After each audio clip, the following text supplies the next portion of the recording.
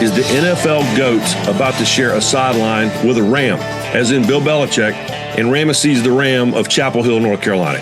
This is the College GameDay Podcast for Wednesday, December 11th, 2024. Ryan McGee, Marty Smith, and Matt Miller here with you today. Reese is taking a short break just prior to the playoff. Pete is doing what he does, out chasing news somewhere. And a quick reminder to please download the podcast wherever you prefer to get your podcasts, or better yet, subscribe so you never miss a single episode. And I would like to file this disclaimer. We are recording this on Wednesday morning. So if the primary topic of conversation, which is Bill Belichick and the Tar Heels of the University of North Carolina, if something breaks later in the day, don't hold that against us. All right, Matt, how are we doing this morning? Doing well. This will be the first time I've ever been on a podcast where I don't have the most Southern accent, though. So this is land breaking for me. I'm very excited to be with you guys. You're a long way from that one, Bubba. Yeah. Well, our question, Matt, is your Southern accent real? Because Marty and I are constantly accused of having a fake Southern accent. No, mine's real. I'm from Southwest Missouri, born and raised. My dad's whole family's from Texas, so I picked it up naturally. But when I got to ESPN, everyone thought I was from Mississippi, not Missouri. I was like, no. I'm closer to the Midwest, but I'm right here in the Ozarks this morning. So your guys, I've heard yours long enough to know that it's real because you sound like my dad's family. So that's how I know it's real. When I lived in Connecticut, everyone thought I'm from North Carolina, but everyone thought I was from Texas. So, all right. So speaking of North Carolina, Marty, I'm going to start with you. I mean, the story of stories this week that I think no one saw coming until it suddenly showed up was the possibility of Bill Belichick becoming the head football coach at the University of North Carolina. I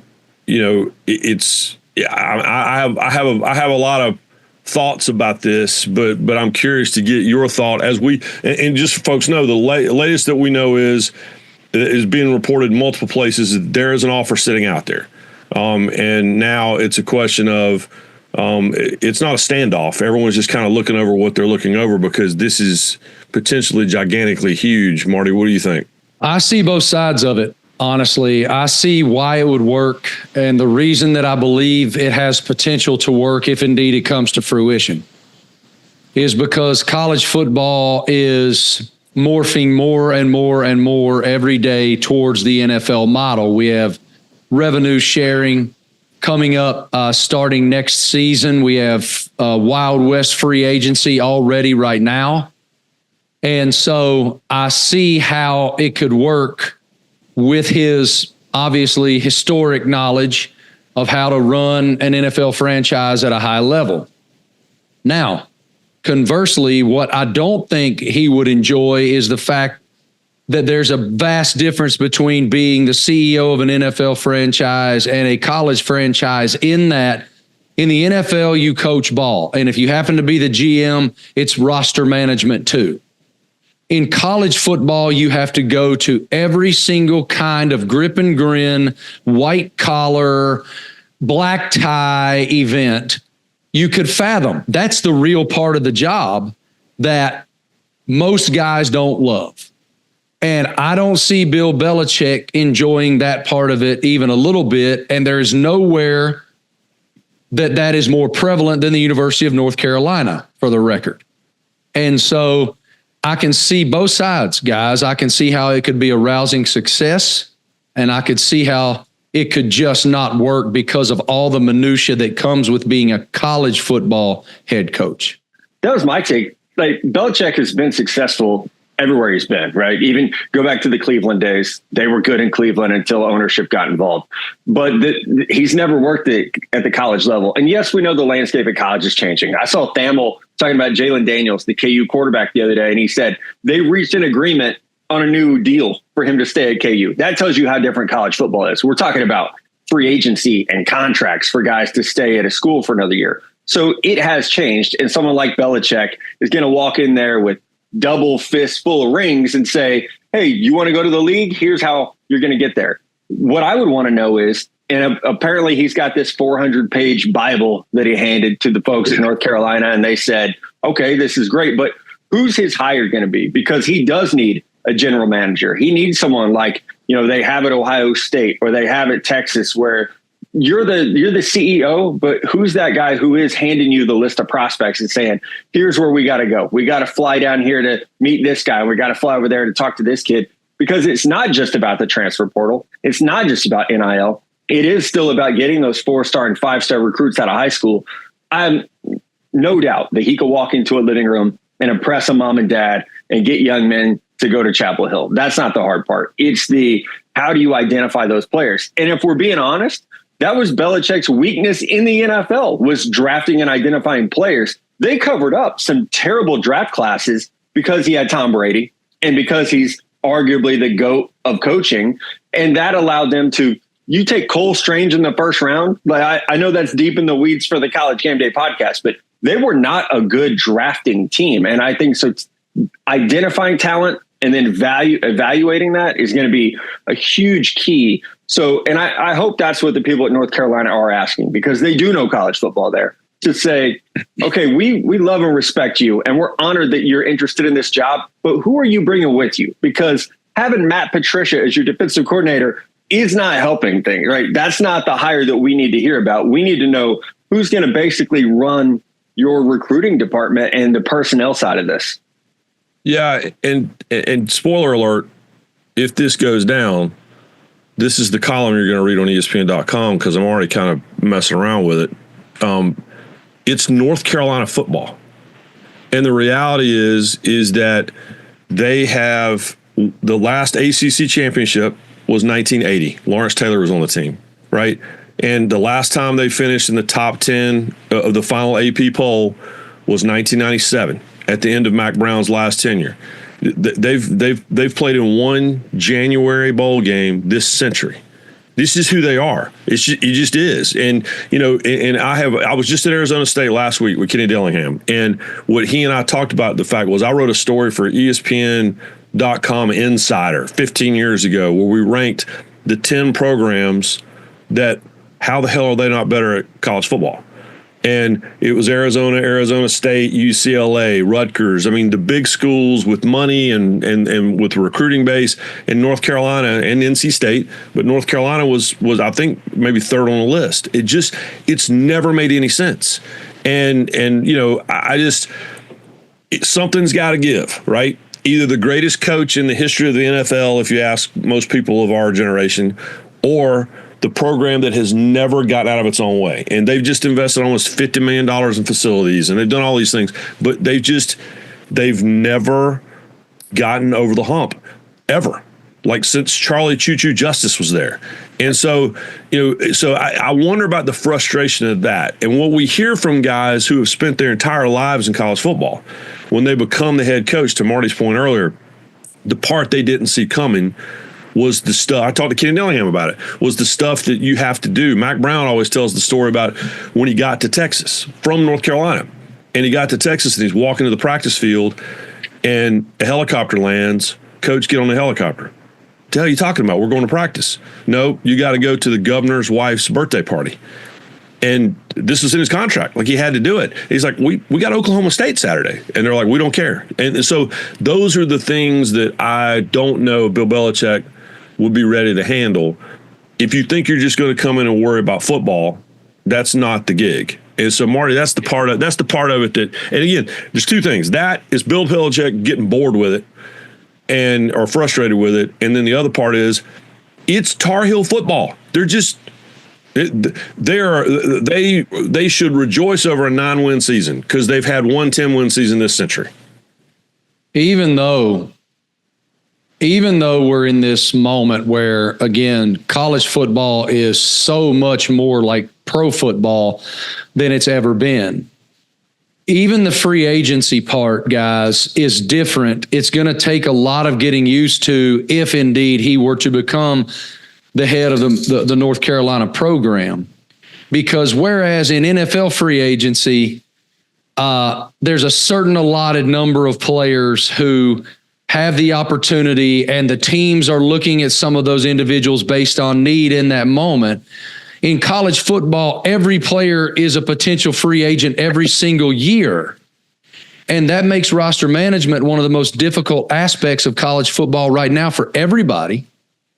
and then the money side of it comes in. I can't imagine how Bill Belichick would react if 30 players are lined up at his door like they were at Alabama for Coach Saban after the Rose Bowl last year. Not, Coach, how can I develop in order to see the field and play for you so that I might make it to the NFL based on your expertise? No, how much are you going to pay me?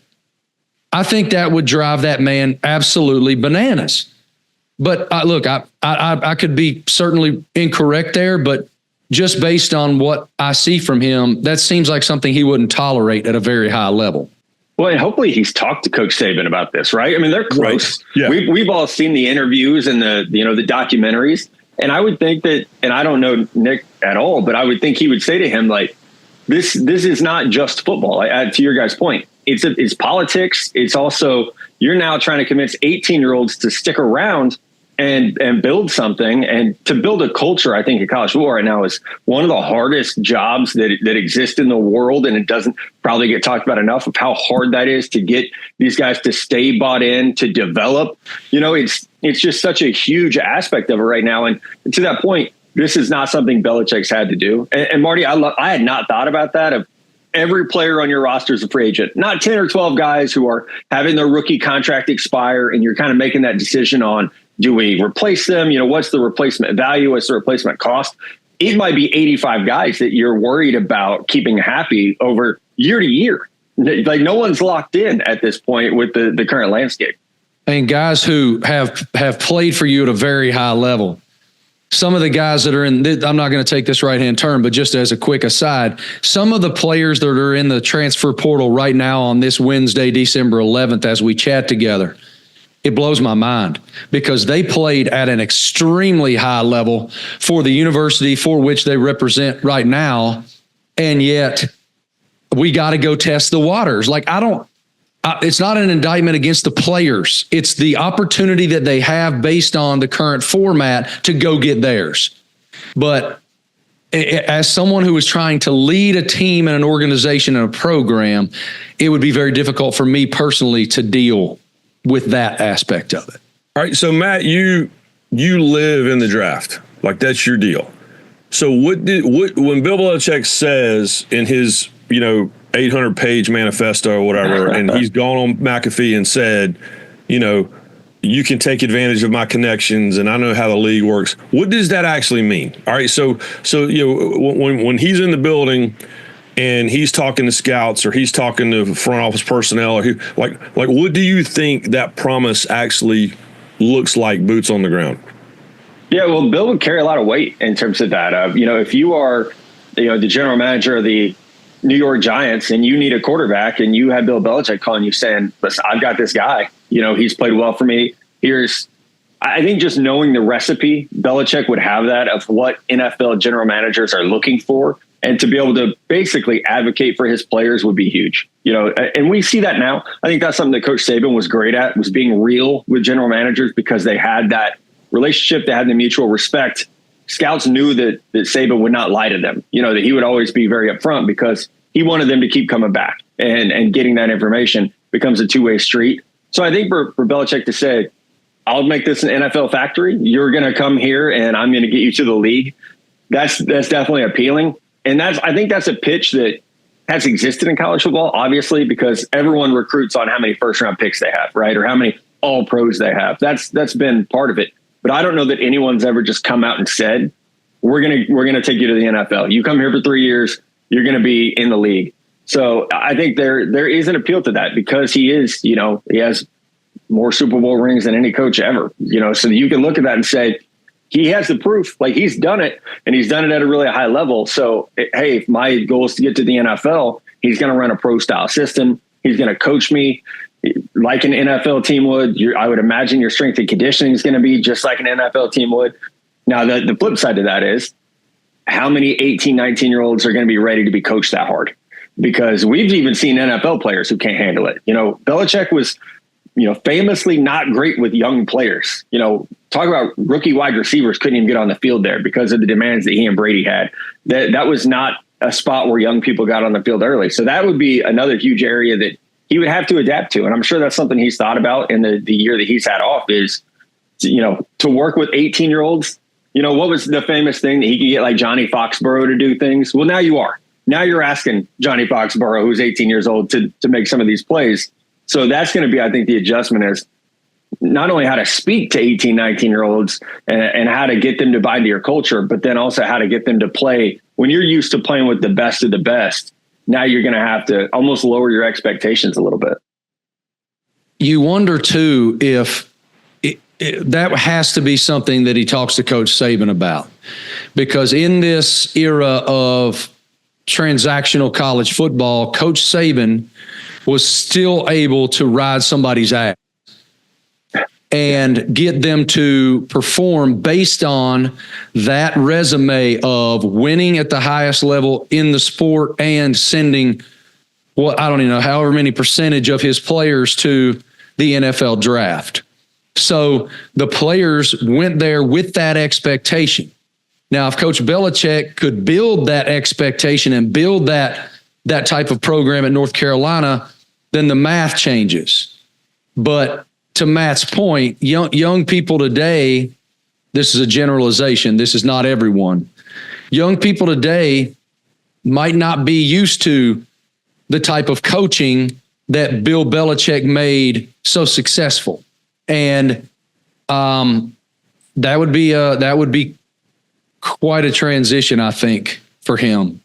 But then the flip side of that is on him, which is, and it just kind of goes back to our earlier point, but this isn't about dealing with the board of trustees or dealing with an athletic director or dealing with fundraisers or any of this stuff, which is a huge piece of the pie chart, no matter whether you want it to be or not.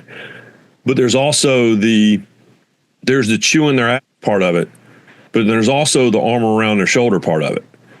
And that's a huge part of the job. Like, for example, Saturday night, Carson Beck was crestfallen, heartbroken, devastated because he wasn't on the field for the majority of the SEC championship game.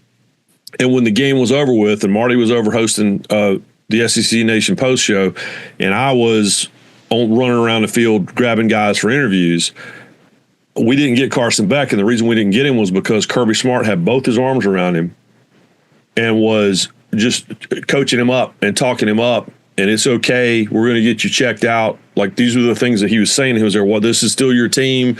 These are still your teammates. Like, I wonder if Belichick has that in him. Because one of the questions, Matt, we ask when Marty and I do these every year at SEC Media Days, we get the opportunity to do these coaching or talking season specials, talk to all the coaches.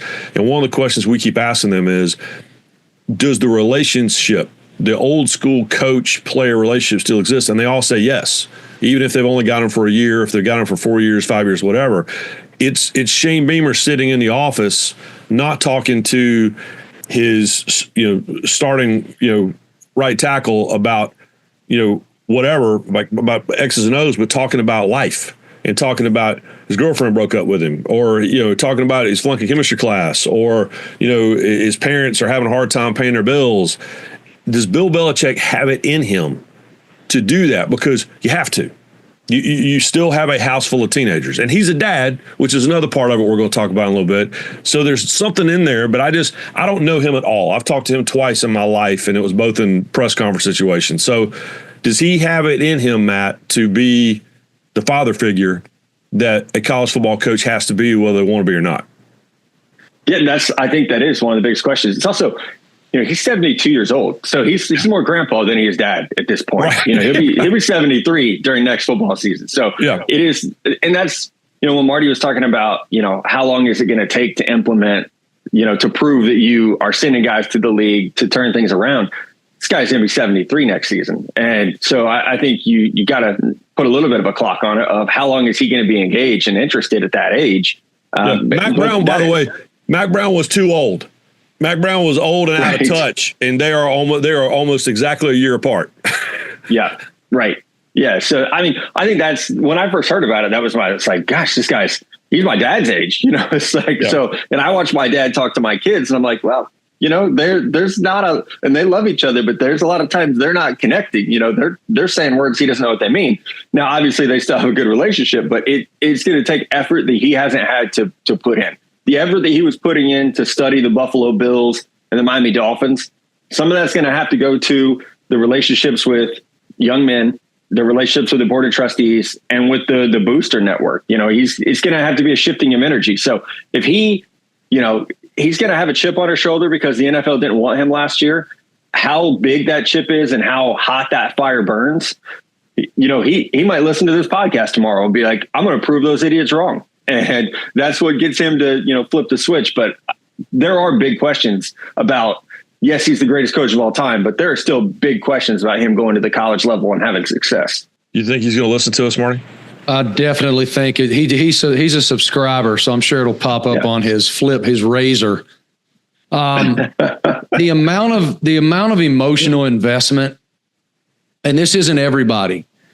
One thing that Coach Saban was so good at was having assistants that were so engaged at the player level, having strength and conditioning coaches that were such great conduits for information for him at the player level. And I'm sure Coach Belichick would be people would probably be running to work on his staff, right? But it'll be very important if this happens that he does have those assistants that do have that willingness to invest so emotionally in the players, because like I think about Shane Beamer. We just had him on our show on Saturday in Atlanta, and he was on, I think, every ESPN show there is on Saturday in Atlanta. The time and personal emotional investment that he takes for his players is, I don't know how he has enough time in the day. And I think about Buzz Williams. I know that's basketball, but Buzz, the head basketball coach at Texas A&M, the guy sends out hundreds and hundreds of pieces of mail, handwritten mail a year. And I don't know where you find the time to do it, but that's the difference. Like when you're dealing with pros, like Coach Belichick has been accustomed to doing, they're making money, they're going home to families, you can cuss them blue, and they're like, I'm making my paper. This is about my paper. And in college, it's just a little different because they're still in those formative years where they're trying to figure out what and who the hell they are. And then there's the added aspect of this, which is, report after report after report that Bill Belichick wants some assurances that his son, Stephen Belichick, who's currently the defensive coordinator at Washington, and I hate this term, but it is what it is, the head coach in waiting. I wrote a story. I went and looked it up. I wrote a story for ESPN magazine in 2011 about what a disaster that the head coach in waiting messes with. It became very chic. It became the thing. I remember, Mac Brown alone. Mac Brown had Will Muschamp as his head coach in waiting. The head coach in waiting, I'm convinced the stress of that killed Bill Stewart at West Virginia earlier than Bill Stewart, died unfortunately younger than he should have, and it wasn't anything of his doing. But he ended up in this impossible situation with Dana Holgorsen, who was his head coach in waiting. And it's never worked. And so I think there's reluctance about that. But Matt, what if anything do you know about the Belichick bloodline when it comes to coaching? Because the kid's, he's 37. I just interviewed this. Right. We just made a really big deal. I mean, interviewing Kenny Dillingham, who's 34, and he's so young, it's same deal.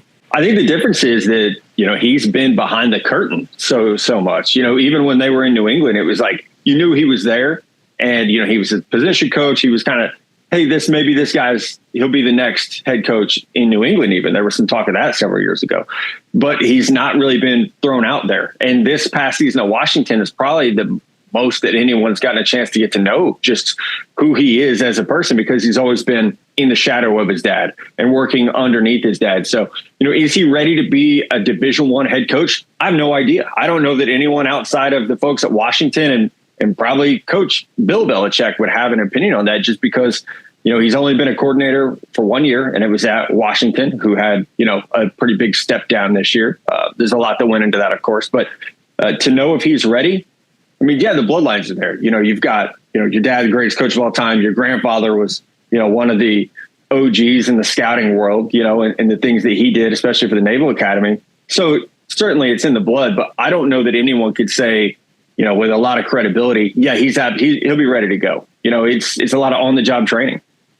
And by the way, long snapper, for 1 year at Rutgers. They won the Pinstripe Bowl that year, 9-4 under Greg Schiano. So yeah, he played lacrosse at Rutgers, and also was the long snapper for 1 year, and long stick midfielder he was. I'm not a lacrosse guy, but that sounds awesome. Marty, are you a lacrosse guy?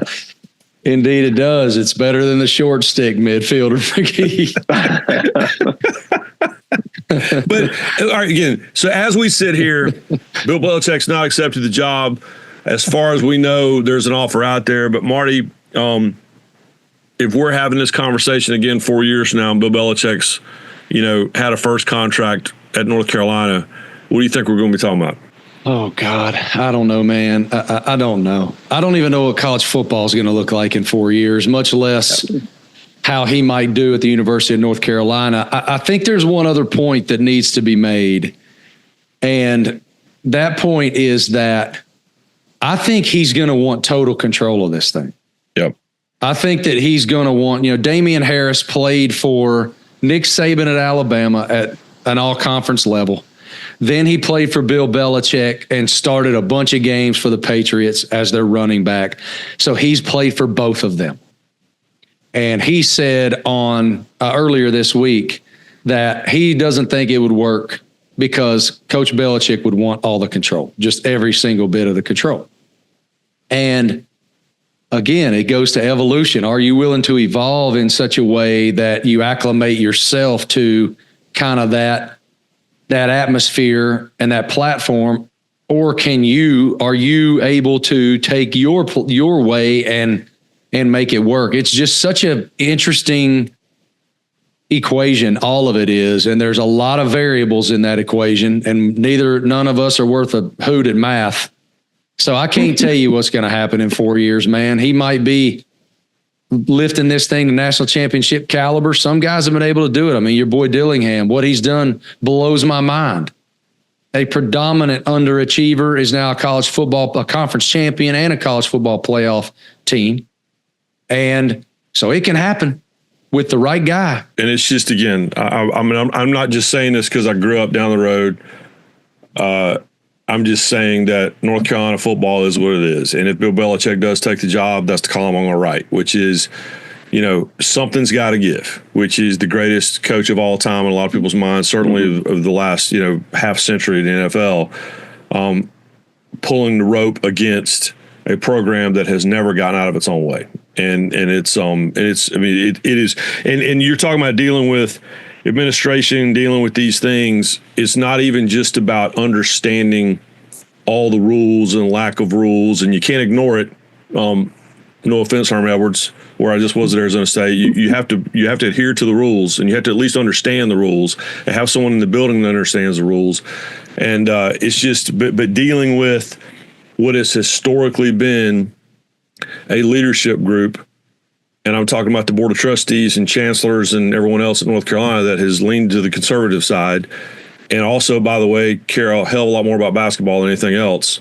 It's going to be, I want it to happen just because I want to see what happens. That's all, that's where I am on it, Matt. It would be fascinating for college football. Yep. It would be crazy. I want to see what happens. To your point, do I think it would work? No, but I want to find out. I want to see, does North Carolina say, hey, we're going all in with this. Whatever he wants, we'll do it. If he wants total control, guy can have it. He has like 7 Super Bowl rings. If that's what he needs to get us over a Clemson or now over a team like SMU, then okay, yeah, let's do it. I think it'd be fascinating to watch. So for that aspect, I hope it does happen, just because so much change is coming to college football. The last 3 years have been a blur, and to see what type of change this might usher in. Does this open a pathway? It used to be college guys going to the NFL. Now it almost feels like the NFL guys might be better suited to go to college with what is essentially free agency now at that level. Well, I remember when Bill Walsh went to Stanford. And Bill Walsh was, Joe Montana, Jerry Rice, John Taylor, Tom Rathman, Roger Craig, on and on. Ronnie Lott, you just name them down the line, right? Winning Super Bowls, West Coast offense, there's John Candy, the whole thing. I think he went 500 at Stanford. And so And he didn't have to deal with NIL and the portal, and he had easier roster management, and all of the stuff was easier than it is now. So, McGee, look that up. Yeah, I'm actually looking at it right here. So right at 500 or something at Stanford. And what I remember too was, he was head coach at Stanford in the 70s for a couple of years, and like won 9 games, 8 games, won the Astro Bluebonnet Bowl, by the way. Sweet. And then, and then went and became an NFL legend, and then came back to Stanford in first year out of the gate, 10-3. Okay. Everybody's like, oh, he's just picking it right back up. They were top 10, won the Blockbuster Bowl, by the way. I love bowl games. Wow. In case you do. But then 4-7, year 2, 3-7-1, year 3, and then he was out.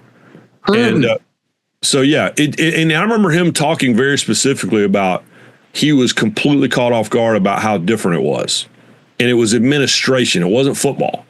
And so, this now would be that times 10,000. But, oh, by the way, Bill Belichick never was a head coach in college at all. So, how would he react? This fascinates me, too. How does Bill Belichick react to having just won the ACC championship, earned a bye in the playoffs, and in the middle of all of this, having to have National Signing Day and the transfer portal opening? How would he react to that? Like, there's a reason some great ones are like, I'm out. Well, that's why his boy's out. That's why Saban's done. That's why Saban is on game day. And Tony Bennett at the University of Virginia. Yeah. And there's I don't think they're the last ones. I think there's going to be a bunch of guys lined up in the next couple of years. Harbaugh, peace. Matt, while we got you here, we're going to, as the College GameDay podcast rolls through December, we're going to talk an awful lot about all the bowl games. I'm a bowl game junkie. I'm surrounded by. I got my Myrtle Beach Bowl football here. I grew up going to bowl game. But who should we be looking at when it comes to NFL potential? And I understand a lot of guys are not going to play, and a lot of guys are going to. I think more guys are going to play this year than we saw last year. I agree. Yep. What the coaches are saying, and the coaches have made it a priority. So props to them. Shane Beamer said it on Marty McGee on Saturday.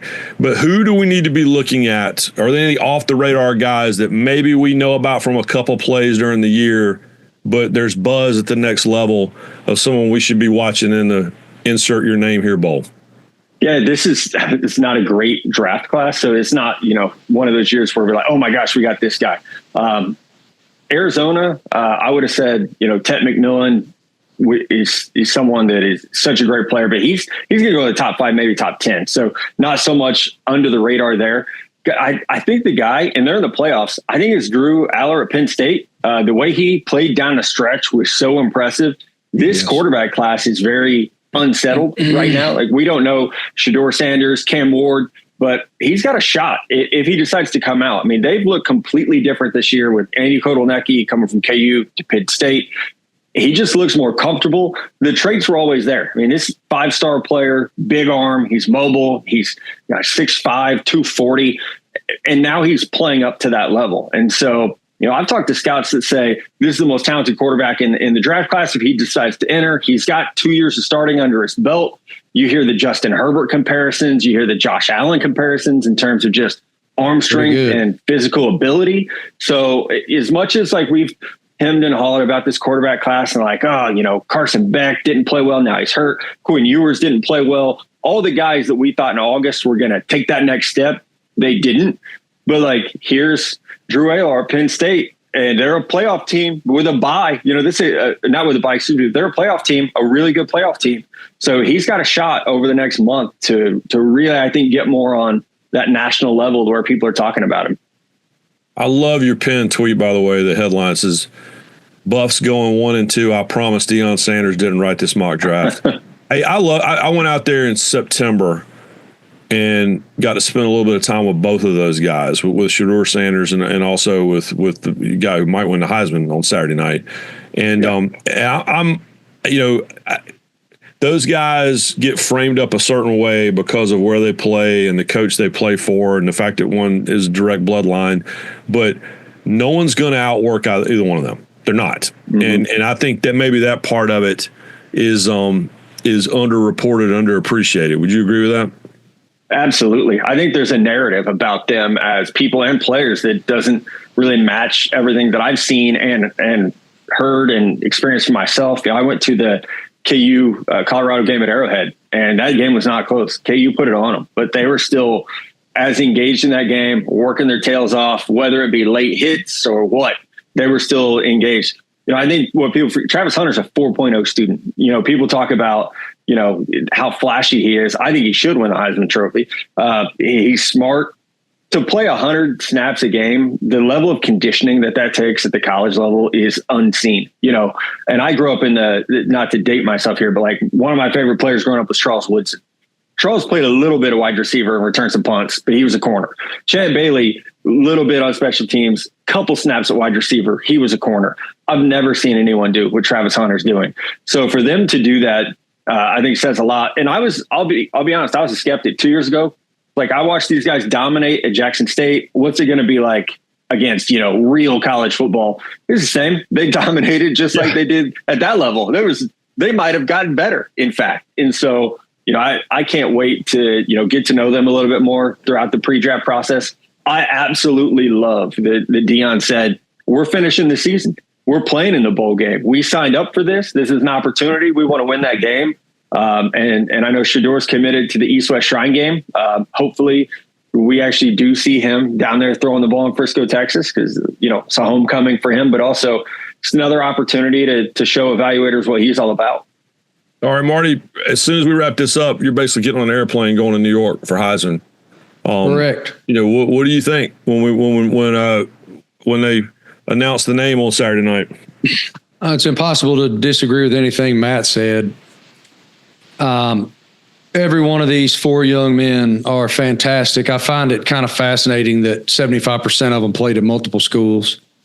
It's really indicative of where we are in college athletics right now and how you can move around and find a home that might be better suited for you. I marvel at what Hunter's done. To Matt's point, it's very hard anymore to do something nobody's ever done before. Genuinely never done before. Unprecedented one-of-one talent. And that is exactly what Hunter has done at a high level on both sides of the ball.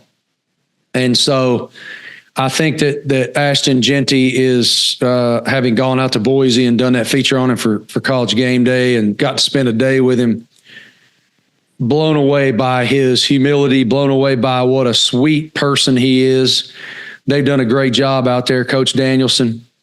So he's amazing. Cam Ward, of course, I don't remember, but I don't think I think he only had one college offer. I think Incarnate Word was his only offer out of high school. Then he goes out to Wazoo and ends up at Miami. And Dylan Gabriel is in his 17th year of college football and will be grabbing an AARP check on his way to New York. But just a tremendous season and a great young man and a great player. I remember during the COVID season covering the Georgia Tech UCF game in Atlanta. Josh Heupel was UCF's coach and Dylan Gabriel was the quarterback. And y'all, that literally seems like it was 20 years ago. Yeah. Just a great Heisman class, great young men. But I would be surprised if Hunter didn't prevail. Just based on what it sounds like so many people are saying. We'll see what happens, though. I really look forward to getting up there and spending time with the players and their families, and what an honor. Very humbling to get to be a part of that broadcast. Yeah, and we say it all the time. Marty and I say this all the time, the most underreported, underappreciated aspect of this is like those four guys. I mean, to our point about Travis Hunter. Travis Hunter never goes out. All Travis Hunter does is he goes back to his apartment with his fiance, does homework, watches film, plays NCAA football on PlayStation. That's it. Like, and has a 4.0. And, oh, by the way, probably going to win the Heisman Trophy, might win the Heisman Trophy and plays both ways and is going to be maybe the number 1 or number 2 draft pick. So the underreported, underappreciated aspect, Matt, is the fact that you can't play at this level at any talent level, but you certainly can't play at the top 1% level and not be a person who all they do is work their tail off. And you have to be high character. You have to at least be high character most of the time. Yeah. I was talking to a scout about Travis Hunter just because he had been through there. Like, what's he like? Because I haven't had a chance to talk to him. He said all he cares about are three things: football, his fiance, and fishing. It's like, that sounds pretty great good to me. Like, yep, let's sign me up for that. And me too. To do it, to do it, like you said, to such a high level. He was second in the nation this year with 14 touchdowns. Yeah, 4 interceptions, 10 passes defense. And people kind of stopped throwing at him there for a while. To be a 4.0 student is just remarkable. And then to be high character at positions where we see some knuckleheads, right? We see some divas. We see some guys who want the attention. And he's just kind of flying below the radar. And it is kind of funny, to play under maybe the flashiest player of all time. And you have this guy who is such a dominant superstar on the field and just kind of quiet and unassuming off of it. That's the mix you want. It's like, as an evaluator, when I hear that, I think general managers are going to love this guy. Head coaches are going to love this guy because he is not only, to me, the love of the game to be that conditioned, to play 120 snaps in the thin air of Boulder, Colorado, and then turn around and play 120 snaps. You might be in Arizona or Texas or Florida where the heat and humidity is killing you. To do that every week tells me how much you love the game, but also how dang smart you are to know the playbook on both sides at that level. It just, I don't know if there's anything he can't do at this point. And Skittles. He loves Skittles. He says that's his secret weapon. So if you watch him over the bench sometimes over there, Baker Mayfield's getting in trouble for, popping nicotine. And meanwhile, Travis Hunter's over there popping Skittles. But Marty, it's I have a habit of both of them. Thank you. Yes, I know. That's why I brought it up. that's totally why I brought it up. Well, listen, Marty, enjoy New York. Matt, enjoy your continued evaluations before the draft, which will be here in a minute, but still months away. Yeah. Speaking of no sleep and hunker down, and that's how you roll, and we appreciate that. And thank you, gentlemen, for bringing your fake Southern accents to the College GameDay Podcast. Thank you at home for listening to the College GameDay Podcast. Please download the podcast wherever you prefer to get your podcast, or better yet, subscribe so you'll never miss a single episode.